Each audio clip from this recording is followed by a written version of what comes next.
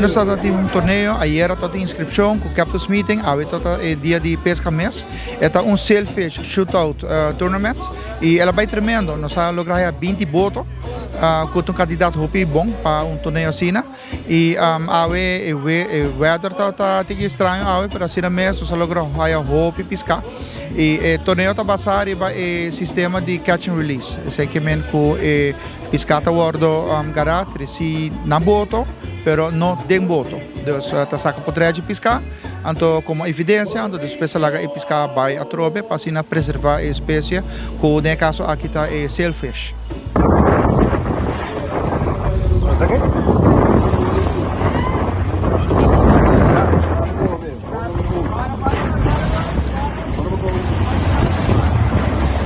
Nós de Aruba Nautical, nossa meta também está para estimular e promover o deporte de pesca deportivo. Então, obviamente, ano passado, durante a pandemia, nós não logramos para ter certo torneio, mas aqui a trove nós temos e aqui é torneio aqui, um torneio clássico, com nós mais de 60 anos acaba de organizar cada ano, é um torneio normalmente internacional.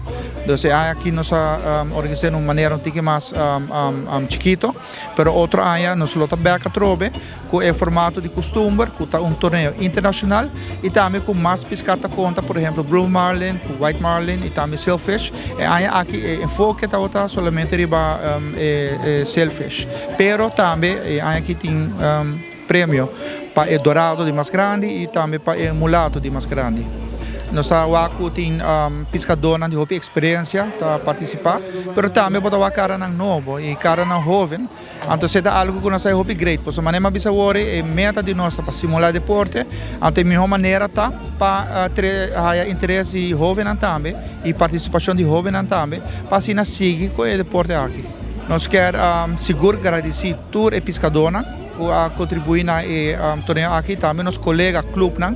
De maneira Varadero, Bucuti, Renaissance, então também a Curari, que o tour a aportar, e também naturalmente nos sponsor, que ajuda grandemente com o torneio aqui, e maneira bisa worry diretiva da Aruba Nautical sua meta está para promover o deporte de pesca deportivo, mas também para trazer mais ambiente e mais motivação dentro do Aruba Nautical Club, para assim também nos clubes, nós crescer como clube também, isso é muito importante. Então, seguro também tem mais atividade aqui mês de Aruba Nautical e aí que está bem 2022 seguro, nós temos torneio internacional de costume, com também participação de botos de Cochou, de Bonaire e de outros países, de maneira costume. De tour aia, nós seguimos que seja outro aia.